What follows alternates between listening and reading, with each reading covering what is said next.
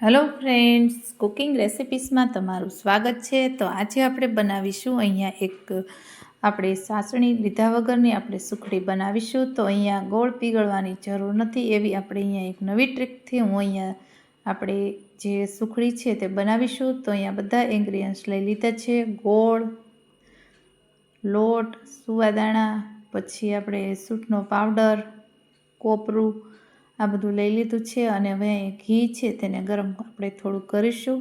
ઘી હલકું ગરમ થાય એટલે આપણે એમાં નાખીશું આપણે ગુંદર છે તેને સાતળી લઈશું। તો અહીંયા એકદમ પોચી અને સોફ્ટ એવી અહીંયા સુખડી બનાવીશું। અહીંયા આપણે ગોળ પીગળવાની ઝંઝટ વગર આપણે એવી સરસ એવી સુખડી બનાવીશું। એકવાર સુખડી આ બનાવશો એટલે તમે વારંવાર બનાવશો એટલી સરસ આ સુખડી બને છે।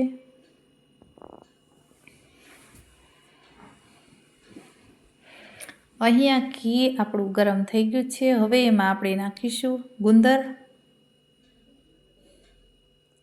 અહીંયા ગુંદર મેં 1 વાટકી જેટલું લીધું છે, એટલે કે 2 ચમચી જેટલું લીધું છે। આપણે વધારે તમારે એડ કરવું હોય તો તમે કરી શકો છો। તો આ રીતે આપણે હલકું એવું ફૂલી જાય એટલે આપણે આ રીતે હલાવી અને બહાર કાઢી લઈશું। તો આપણો ગુંદર છે તે બધો ફૂલી ગયો છે અને આ રીતે ઘીમાં આપણે ફૂલાવાનો છે।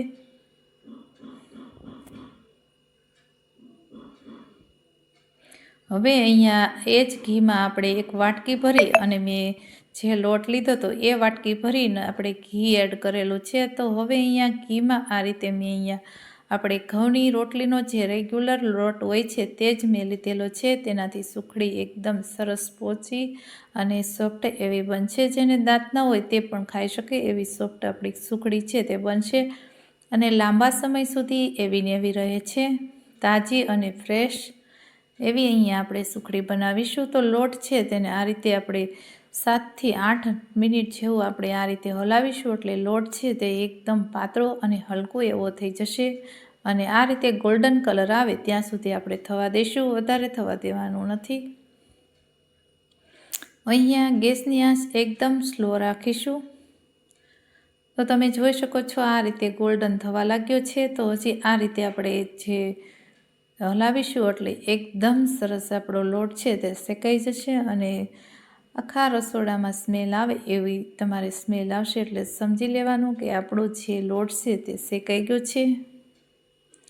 તો અહીંયા આપણો લોટ શેકાઈ ગયો છે। તો અહીંયા કાજુ અને બદામ છે તેને આપણે એડ કરી દઈશું એટલે તે પણ ઘીની સાથે સતળાઈ જાય અને જે સુવાદાણા છે તે પણ મેં એડ કરી દીધા છે। તો તે પણ સારી રીતે એની સ્મેલ બેસી જાય એટલા માટે આપણે અંદર આ રીતે એડ કરવાથી બધા જે કાજુ અને બદામ છે તે પણ ક્રિસ્પી એવા થઈ જશે। તો હવે અહીંયા આ સ્ટેજ ઉપર આપણે થોડો ગુંદર અને ગોળ છે તેને એડ કરી દઈશું। ગોળ આપણે પીગળવાનો નથી। તો જે વાટકીથી આપણે ગોળ લીધો છે એ વાટકીથી આપણે લોટ લીધો તો એ વાટકીથી જ અહીંયા ગોળ લીધો છે। હવે અહીંયા 1 અડધી વાટકી જેટલું મેં કોપરું છે ખમણેલું નાળિયેર તે લીધેલું છે। તો આ રીતે નીચે આપણે 5 મિનિટ હલાવીશું એટલે ગોળ છે તે મેલ્ટ થઈ જશે અને આપણી સુખડી છે તે તૈયાર થઈ જશે।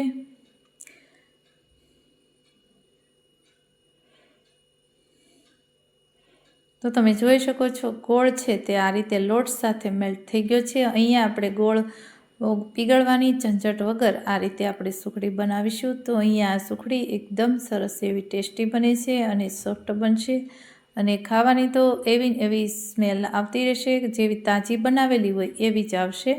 તો અહીંયા જે ગુંદર છે તે થોડુંક આ રીતે આપણે થોડુંક ભાંગી લેશું એટલે જે મેલ્ટ થઈ જશે।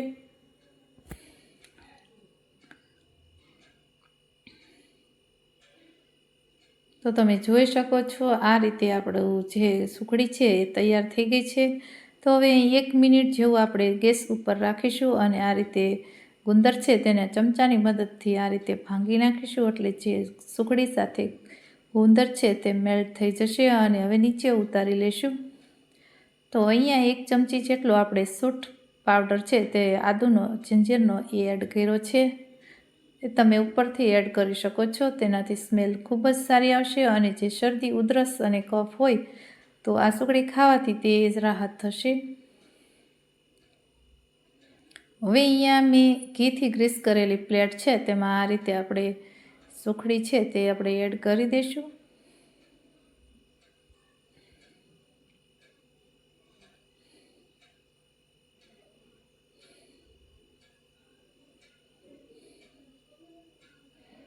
તો તમે જોઈ શકો છો આ રીતે ચમચાની મદદથી આ રીતે આપણે સેટિંગ કરી લેશું એટલે જે આપણી સુખડી છે તે 2 કલાકમાં આ રીતે પીસ બની જશે.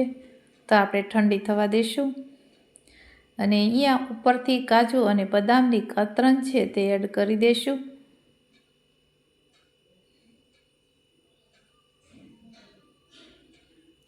હવે આ રીતે ચમચાની મદદથી આ રીતે આપણે થાબડીશું એટલે જે કાજુ અને બદામ છે તે અંદર ચીપકાઈ જશે.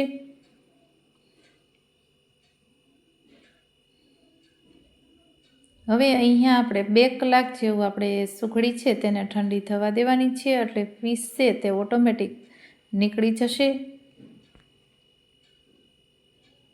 તો આ રીતે આપણે સેટિંગ કરી લેવાનું છે.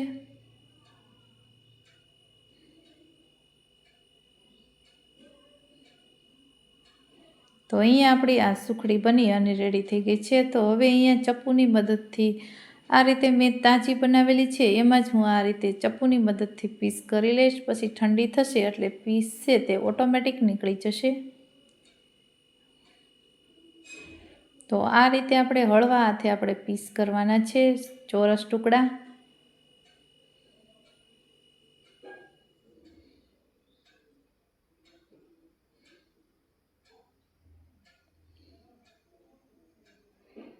તો અહીંયા જેમ ઠંડી થશે તેમ આપણા જે આ સુખડીના પીસ છે તેને ઓટોમેટિક નીકળી જશે. તો અહીંયા આપણે 2 કલાક જેવું ઠંડુ થવા દઈશું.